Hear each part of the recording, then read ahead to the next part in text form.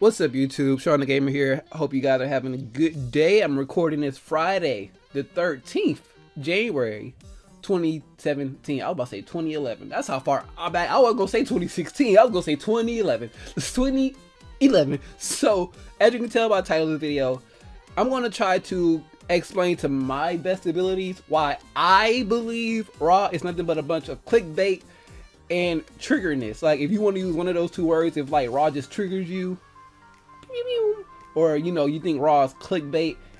First let me say where I'm getting this idea for this video from. Then you'll understand why I'm calling Raw a nothing but a 3-hour clickbait magnet that they can take clips out of. So I was waking up, I'm one of those people that fall asleep with the TV on, yada yada yada, and I fall asleep on YouTube watching like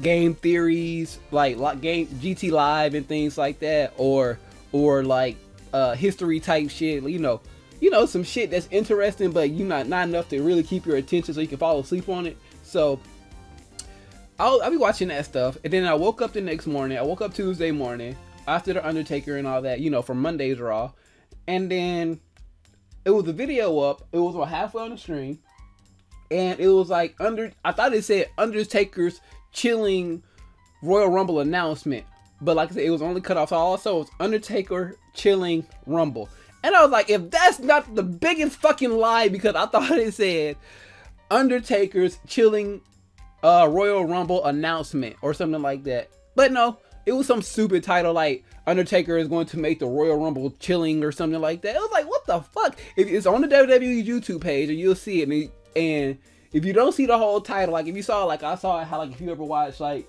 YouTube on like a computer or a cell phone, how like you see half the video on half the title and yada yada yada. So I was like, this is a bunch of bullshit. I even clicked the video because you wasn't gonna get no goddamn view or no goddamn click from me. So no, I didn't click the video. So, but I feel like that is what Raw has become. A big 3-hour and 15-minute, depending on the main event, clickbait festival. And it's like, it really, like, I hate to, you know, make the pun out of it, but it really like clicked, or it really snapped if you watch the Nintendo Switch, you know, presentation. So let's get into some things that I feel like classify Raw as like clickbait. So I think one of the first things from, let's just talk about this Raw, that like if the WWE really wanted to like show you just segments of Raw that are still bad but probably get you interested in, 205 Live, the Cruiserweights, clickbait, 2 minutes, 3 at the most, 4 if you're the champion. That's how much time you will get on Raw. You get 4 minutes if you're a champion, 3 minutes if it's a 6-man tag, and 2 if it's a singles match.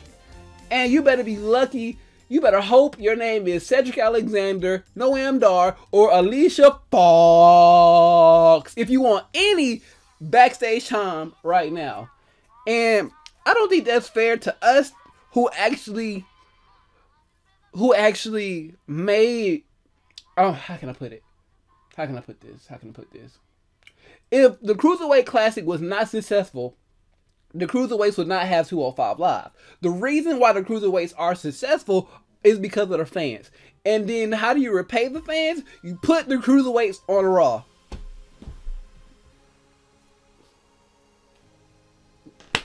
I don't get it. The smartest thing to do would be like, A, have 205 Live taped at Full Sail or some smaller venue. Like, even if you want to make, como se dice, the Cruiserweight division a traveling brand, you can still hit up these smaller venues close to the arena next to where the you know, the main building is. So say like if SmackDown, since they travel with SmackDown for some reason, but they're on Raw, they travel with SmackDown, right? If SmackDown is like in insert arena here, I'm pretty sure there's like a smaller venue, maybe a block or 2 away, that you can set up the Cruiserweights to have a nice little hour program in. And then I promise you, the fans will appreciate that more. You get a better crowd reaction and yada yada yada. But no, they want you to clickbait, you know, Raw. Watch the cruiserweights. Hopefully you'll get something. Hopefully you'll see a Neville. Hopefully you'll see a Tajiri. Hopefully you'll see a Debron Kendricks. But the best thing about the cruiserweights right now is the fact that they got Austin Aries on commentary with Ronaldo and Corey Graves. Like, you think about Corey and Ronaldo by themselves, that's the announced team that we want. How JR and King used to come on, say be on Raw and SmackDown, and then they start doing like separate announced teams, yada yada yada. This is what we want. Just a good color commentator, a good play-by-play, and then you have Austin Aries doing everything else that Austin Aries does. You know, just bring in a little humor, a little bit of, you know, a little bit more wrestling experience and knowledge, since Corey Graves, you know, unfortunately is out with injury, and Austin Aries is too, but Austin Aries is still an active wrestler. Once he comes back from injury, he has a little bit more in-ring knowledge and experience, especially fighting some of these newer guys. So I love that dynamic. But what do we get? What do we get on Monday Night Raw? We get Michael Cole, Byron Saxton, and Corey Graves. I don't give a fuck about Byron. I don't give a fuck about Percy Watson.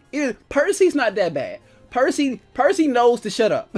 I'll give him that. Percy see a good movie, like, oh, that was a good one, you see that? And he'll probably, like, you know, ask a couple of questions and probably keep the conversation going. Percy knows what, you know, like, I know people don't really want me here, so I'm just gonna shit. If you look at this week's NXT and you looked at you know how they do the little panhandle, the panning shot of them, of Corey and Phillips at the announce table before NXT or after like the opening segment, they'll go to them.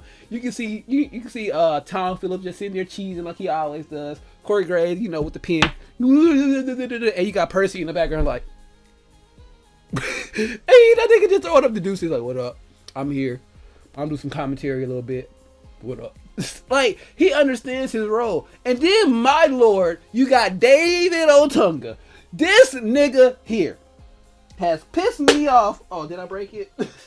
Has pissed me off to no extent over the past couple of weeks. It all started with an orange basketball a couple of weeks ago on SmackDown. No, probably like, and no, whenever he started making them comments about Kevin Owens, and then he was trying to go in on the Miz of not being like a real wrestler, and it's like, are we talking? Is this Jennifer Hudson's husband talking? Her girlfriend talking? You know, David to Otunga? You know, David Hudson? He's not even David Otunga no more. This nigga's name is David Hudson. But you're talking about somebody who hasn't been on TV forever.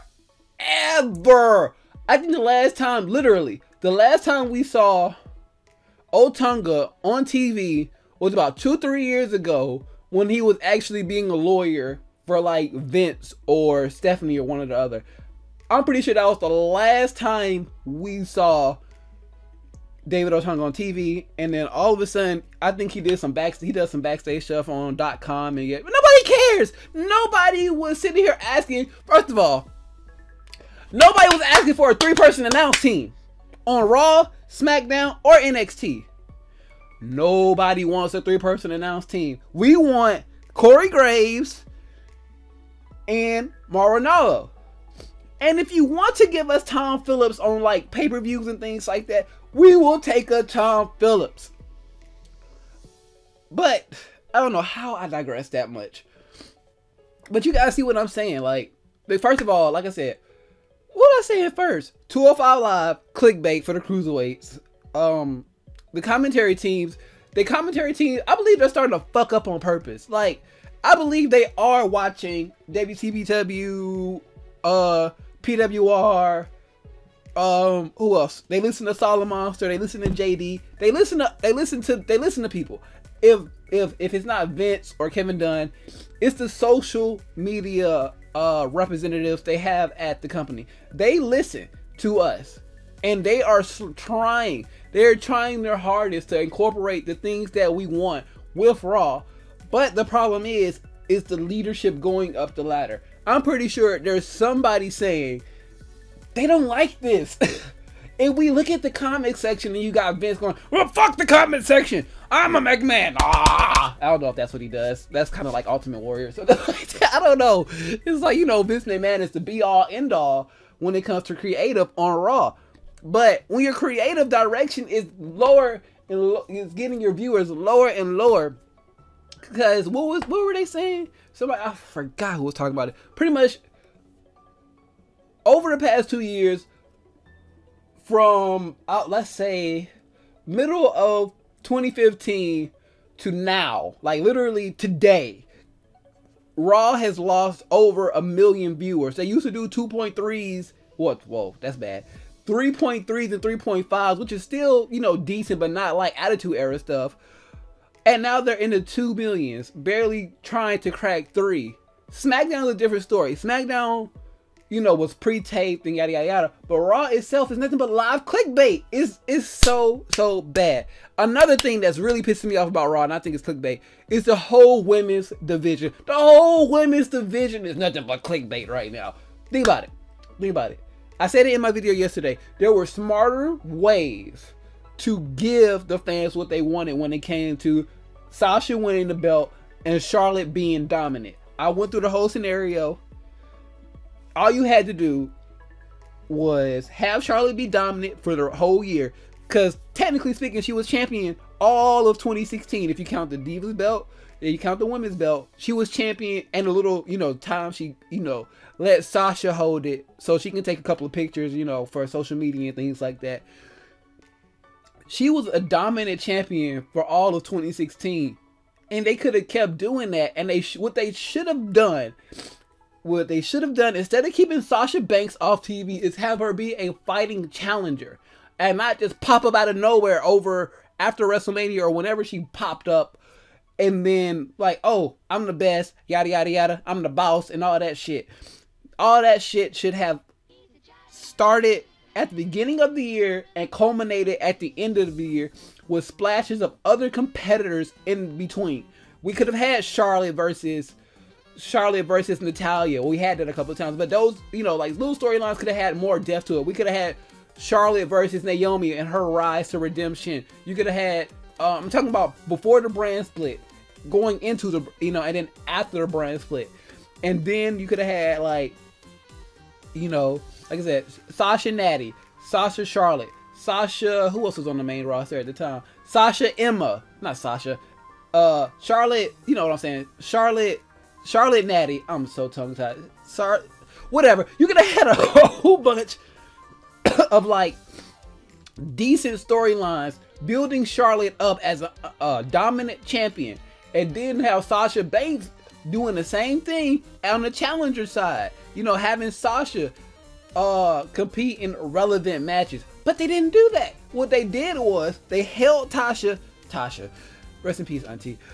They held Sasha off TV for damn near ever. We want Sasha. Was getting those chants for months. I still didn't understand, like, why. Why do we want Sasha again? Hello? Teacher.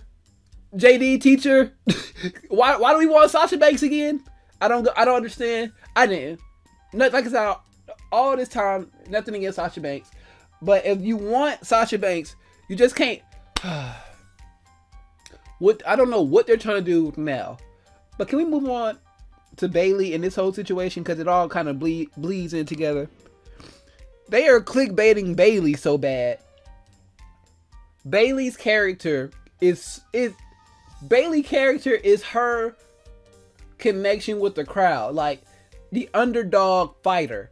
You know what I'm saying? And they're trying to do this whole authority versus Bayley thing like they did with Daniel Bryan. Why? Because it worked then. But the thing about it working then is we knew you guys did not want to push Daniel Bryan. We know you want to push Bayley. So why?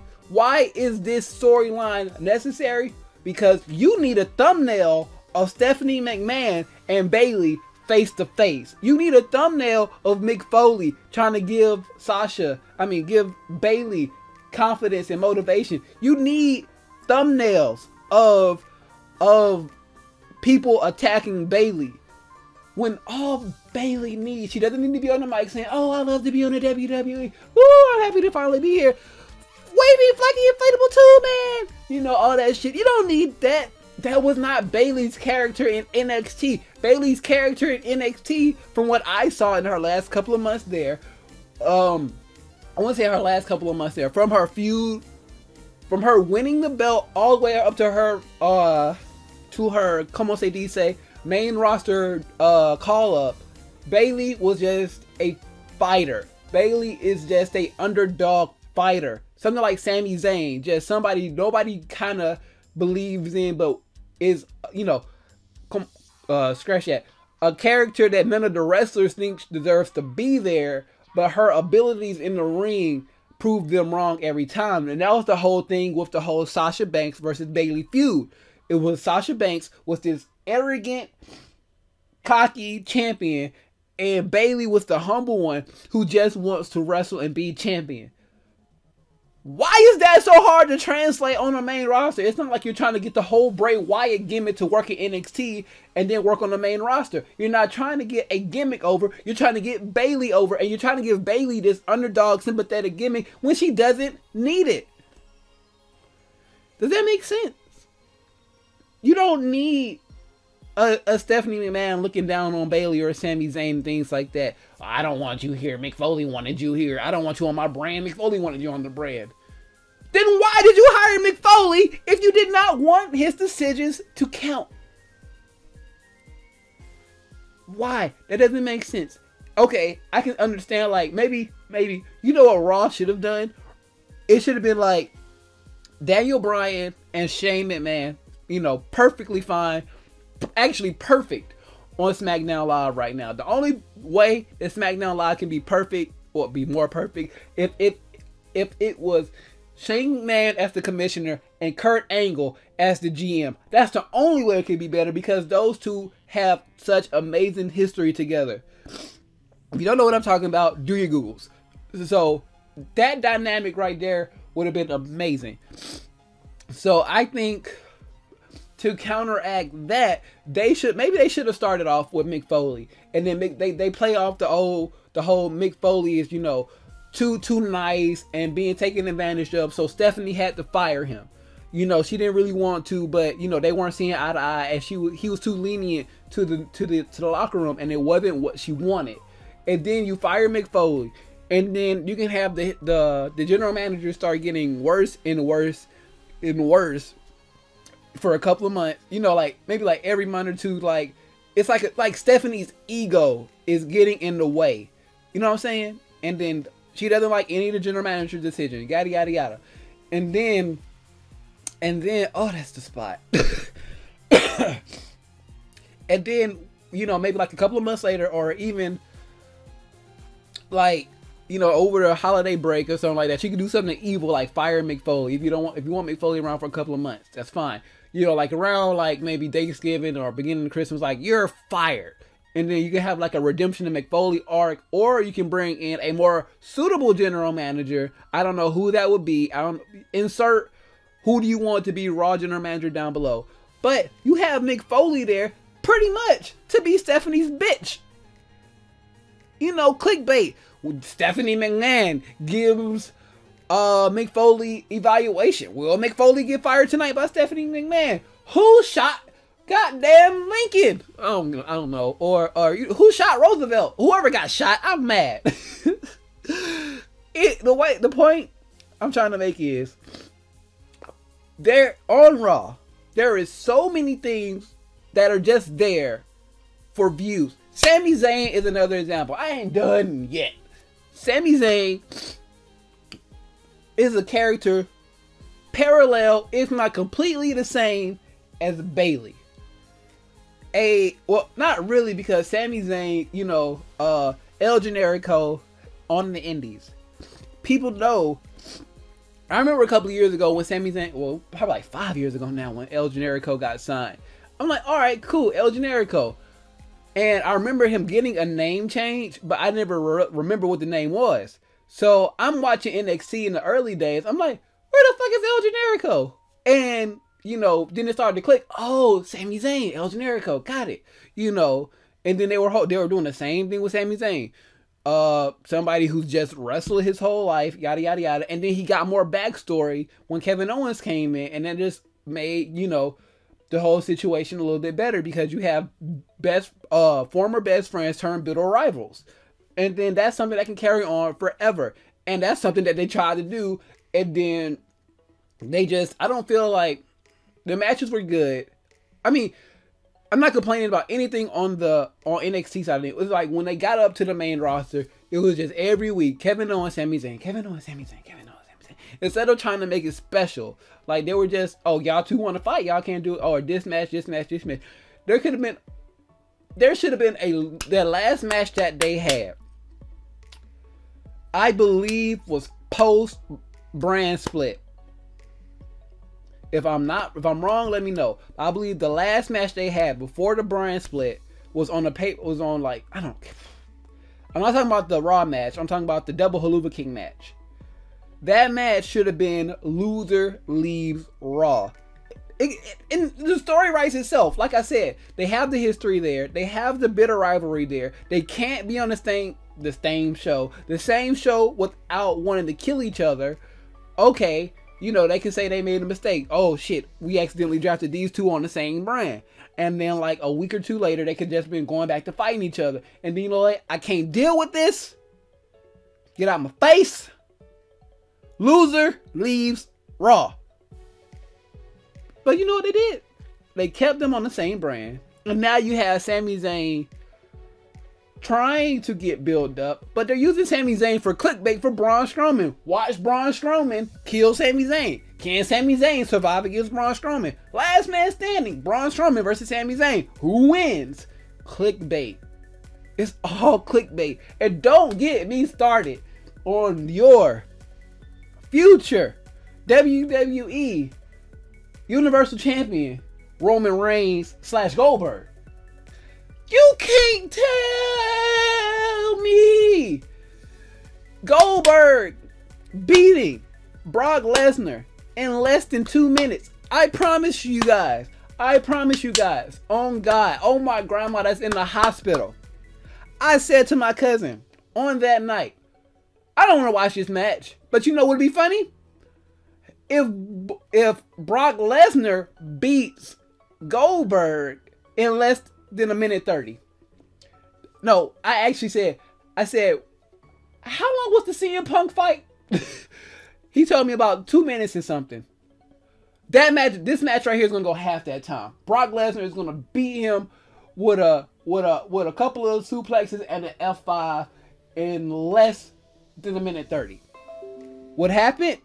The complete opposite happened, but the point is, the whole thing was clickbait. Because even if Goldberg lost in a minute and 26 seconds, it would have been the same thing. Oh my gosh, shocking return put to a screeching halt by Brock Lesnar. Brock Lesnar beats this, but it said it was the opposite way around, and it got shock value, and it pissed people off at the same time because they wanted clickbait and shock value.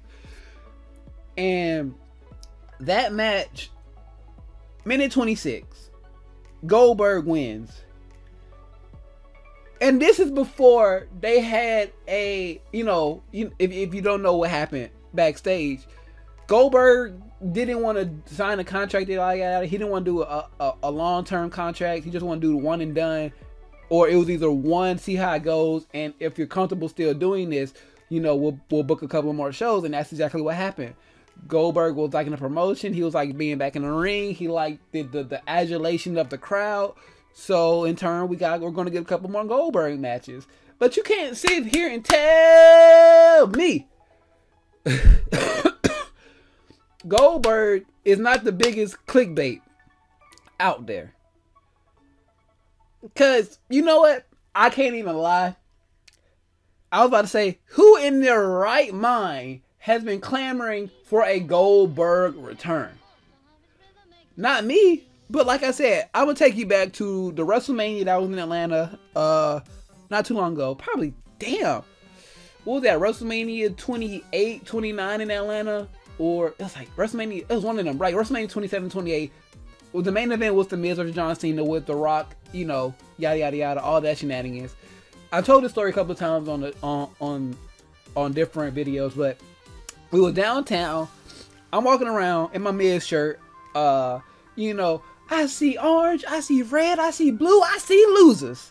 I was going in on little kids, moms, dads, and if you wanted to fight me, I was ready. I had the squad. I was being an asshole. Me and little kids was going back and forth, having fun, yada yada yada. I had a smile on my face the whole time, so the parents knew I wasn't like being serious. I wasn't cussing at the little kids. I was like, well, your favorite wrestler lost tonight. Well, your favorite wrestler sucks. He's the champion. We were just having fun. We were just going back and forth. And then we were walking. We're parking past, you know, the CNN Center. And I was still going off, you know, the Miz is this, the Miz is that. And somebody had the goddamn audacity to say, well, remember, this is after WrestleMania where the Miz, you know, kept his belt against John Cena. Well, you know, Goldberg's going to be on Raw tomorrow night. And without hesitation, the asshole in me just said, it kicked the little angel off my shoulder and said, bitch, ain't nobody give a fuck about no Goldberg. And then, you know, everybody downtown was cracking up, having a good laugh. He put his head down in shame, went to the goddamn bus stop, you know, train station, you know, that was that. But I swear, before I move on to why Roman Reigns is just clickbait, I felt the eyes of the entire train, even the train car behind me, because I was standing up on the train and you can the doors and the windows and shit. I felt glares of hate and disdain. I'm like, oh my god, I'm a good heel. Look at all this heat I drew. I have a great heel. And that's when I decided to turn the rest of my life around and become a heel. I was on a straight and narrow path, and then I just decided to become a heel. So it was just one of the moments where I realized, oh,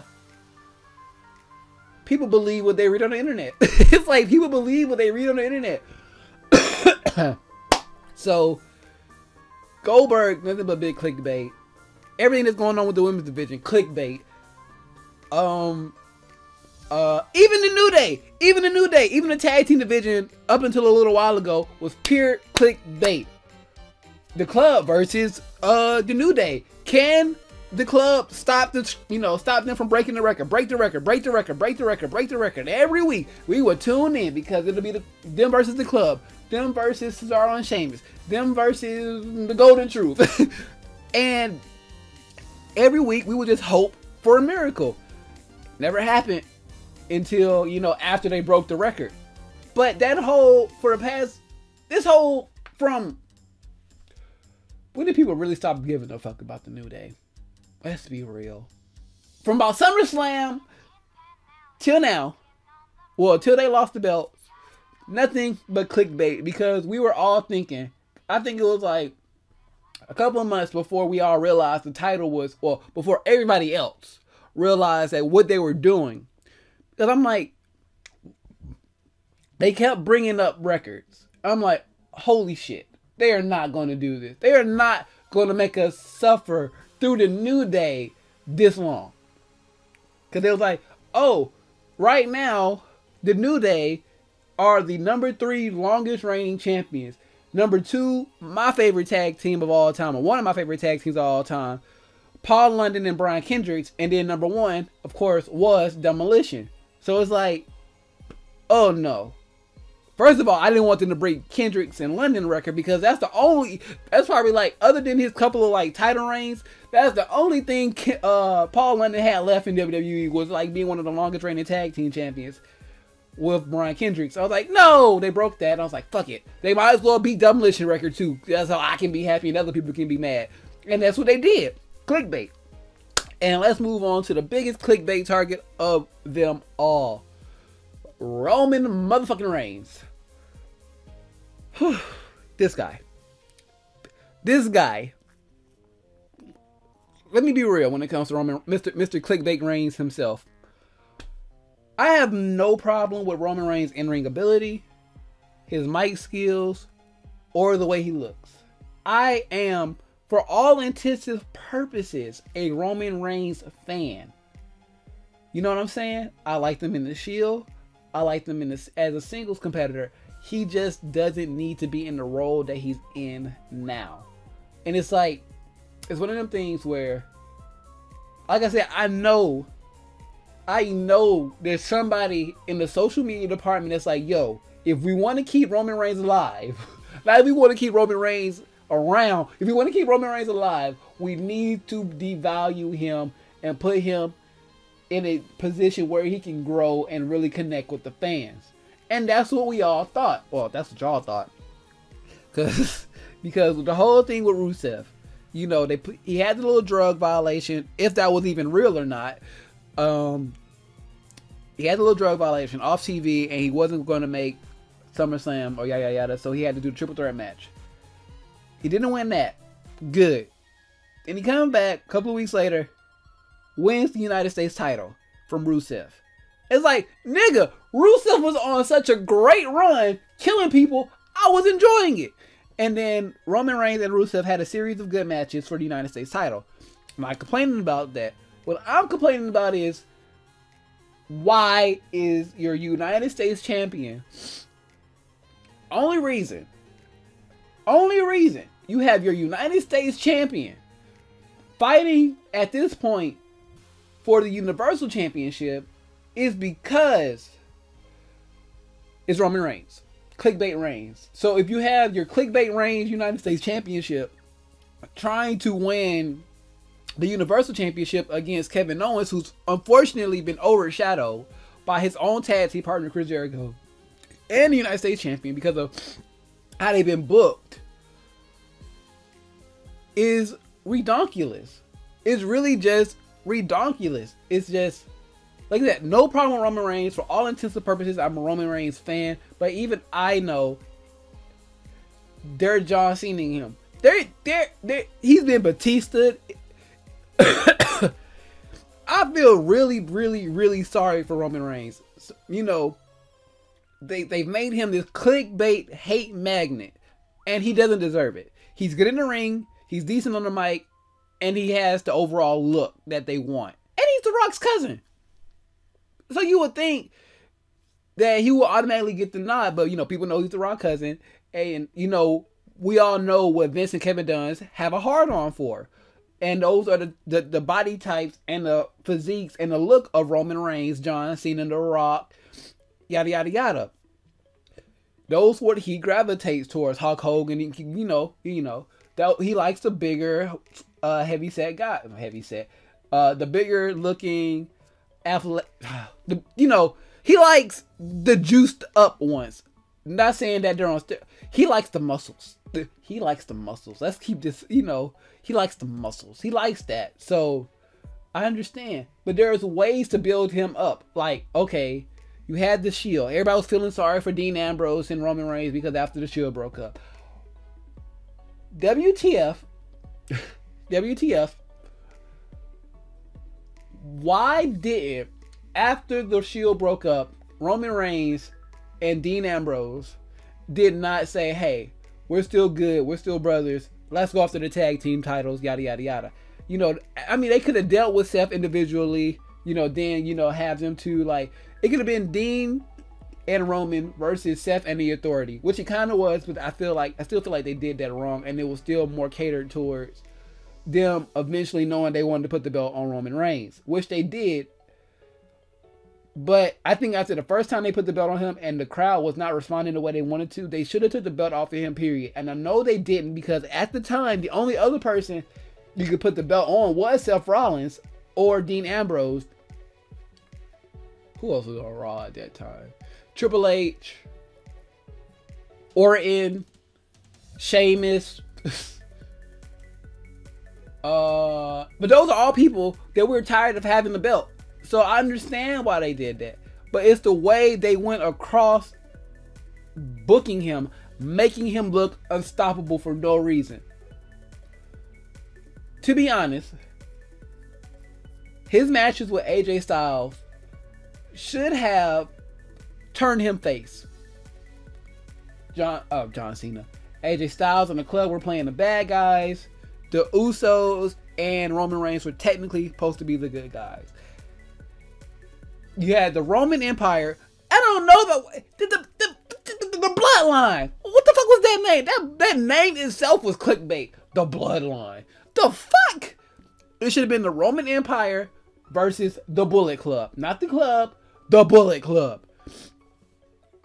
I mean, I know that's, you know, I say it like that. That's clickbait too, but that's good clickbait. Especially, you know, it's like the Bloodline is just it's not even a bad name. I think about it, the Bloodline is not a bad name, but when you're going around saying the Roman Empire, the Roman Empire, the Roman Empire, it should have been the Roman Empire. You know what I'm saying? And then I know they probably didn't want the Usos to feel left out. So let's call it the Bloodline. You know, we're all related. You know, he's my cousin, that's my brother, and yada yada yada. But still, I just think Roman Empire. I don't know. Anyways, that situation should have made Roman Reigns face, but it didn't. And I'm not the biggest, you know, how do I want to put this? I don't think John Cena should have ever turned heel. We all wanted it for it to freshen up, but the way they did John Cena was right, because if you turn John Cena heel, if you turn John Cena heel when everybody wanted him to turn heel, maybe like 3 or 4 years ago, maybe even 5 at this point, it would not have made sense, because he knows he's hated by the crowd, yada yada yada. So turning heel would have been the right thing. Turning John Cena would have made the crowd cheer for John Cena. You know what I'm saying? It would have been the reverse effect of what they had. So you just had to ride John Cena out, because John Cena has already been in the company for about 5-6 years at that point. So you just have to ride that out for the rest of his career. So it's either going to cheer him or they're going to boo him, whatever. They did the right thing by John Cena did the right thing by starting to take time off to do whatever the fuck he was doing, whether it was injury or doing movie roles or TV shows. Take time off, yada yada yada, and then he started doing the jobbing thing. I won't say the jobbing thing, but putting people over in matches with the United States Open Challenge. That was good. Roman Reigns, from the moment he won the Royal Rumble and the moment the Shield broke up, was doomed to fail because of booking. They was like, oh, they're booing, they're doing this, and they tried to book him like John Cena. The problem is, John Cena started off a singles competitor. You know, he had his little partner, yada yada yada, but primarily he came in as a heel, not even as a heel, but just as this little smart ass rapping white boy, doing what he wanted. He had a little heel run. He turned face, won the United States title, and we all know history from there. Roman Reigns, NXT, Shield breakup, push to the moon. It was a slow push to the moon, but at the end of the day, I have to believe that Vince always wanted Roman Reigns as champion. 1 second. Sorry about that. My uncle just called me to see where my grandmother, which hospital she was at. So, the whole point is, let me start wrapping this up now. Roman Reigns, and everything that he's done so far, I'm not even saying, for this year, has been nothing but clickbait. Roman Reigns beats AJ Styles. Roman Reigns did this. Roman Reigns did that. Roman Reigns did this. Because everybody knows. Well, it's not even that. Will Roman Reigns come out on top of this? Will Roman Reigns do this? Will Roman Reigns do this? It's always like, I guess the whole point of clickbait is to be misleading and yada yada yada, or grab your interest and lie to you once you get in there. And that's all Raw is, a big advertisement lie. I mean, because when you think about the promotion for Raw, if you're not an everyday fan, you oh my god, I'm so pissed. I didn't even realize those. When you look at Raw overall and the promotion, like I was just saying, they got all this social media stuff, and they give you these little morsels that you think are going to be good. That you think you hear things like, oh, this week we're gonna have a cruiserweight match between Noam Dar and Cedric Alexander. The Undertaker is gonna show up, might show up because of, you know, shit. Shawn Michaels is gonna pop up. We're gonna have this tag team match, And who will enter the Royal Rumble? Find out on Raw. When you hear little things like that, ooh, Cedric Alexander and Noam Dar. Ooh, The Undertaker might be on Raw, but I thought he was on SmackDown. Shawn Michaels, is he going to enter the Royal Rumble? Or is he just here to promote his movie? Oh my gosh, will this be the night that Roman Reigns finally uses the United States title? And then the Queen Charlotte is just there. You know, and you look at that and you think about that, you're like, wow, Raw is going to be really, really good tonight. You got the cruiserweights, they're going to do good. The women are really, really good now. You know, Shawn Michaels and Undertaker, you got legends. Mick Foley, how's that going to work out? Yada, yada, yada. And then you get there. You're like, what am I watching? Why am I here? Why did I buy a ticket for this? And then it doesn't help when you got Paul Heyman and JBL trying to defend 3 hours just because of money. Put it like this. Let's put it like this. Yes, that third out. No, that's a whole nother video. That's a whole nother video. So let's end this off here. But I hope I've rambled enough about why I think Raw is nothing but clickbait. If you agree with me, leave a comment down below. If you have any other examples of why Raw is just nothing but a big clickbait fest, and they're pissing us, I believe they're doing this on purpose. They're pissing us off on purpose. Just so it's like one of them things where something or someone makes you so angry, you just have to respond. That's what Raw is.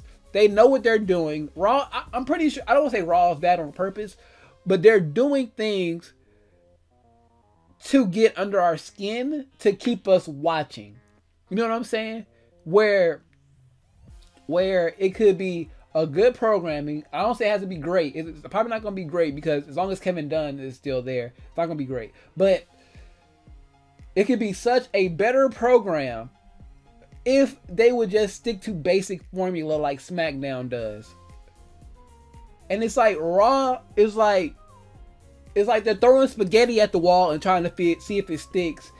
And you know, some of it slides down the wall a little bit. And they're like, Roman, he's still on the wall. Roman, he's still on the wall. Yes, yes, yes. All right, throw some more spaghetti. Throw some more spaghetti. Are we going to push Sami Zayn? Are we going to push Sami Zayn? You know, a splat hits the wall, and then it's like, oh, it's sticking. It's sticking. We're going to push Sami. We're going to push Sami. Oh, Sami fell. We're not going to push Sami. Oh, Braun Strowman, throw it up there. Throw it high. Throw it high so it just has to stay up there. Whoosh. Slides, gets eye level. But that last strand, that last little strand of spaghetti is just hanging there. You know what I'm saying? That's our hope. That's our hope. If that Braun Strowman little piece of spaghetti hopes, our spaghetti hope Braun Strowman on the wall, hopefully it'll fall one day. And the next time they throw Sami Zayn name up there, it'll stick. That was like the worst analogy ever. And I think on that note, like I said, leave your thoughts on Raw being nothing but clickbait down below. If you have any other thoughts on why Raw is horrible, let me know down below as well. And you just want to say hi, you can type that too. Follow me on all types of social media, Facebook, Instagram, Twitter, and Twitch, all linked in the description down below, plus many more. Some of the names that all of the names that I mentioned in my video will be linked down there below as well. PWR Show, Solid Monster, JD from New York, along with many other of my favorite YouTubers. Share this video with your friends. Leaving a like always shows your support, and subscribing is always welcome if you want to see more of my content. Once you hit the subscribe button, please hit the little bell to be notified whenever a new video goes live. I try to make videos as much as I can a week, at least 5 videos a week, so be tuned in to the channel to always make sure you see my latest video. But with all that being said, and my rambling is officially done until I talk about the next video, I am Shawn DaGamer, and I bid you adieu.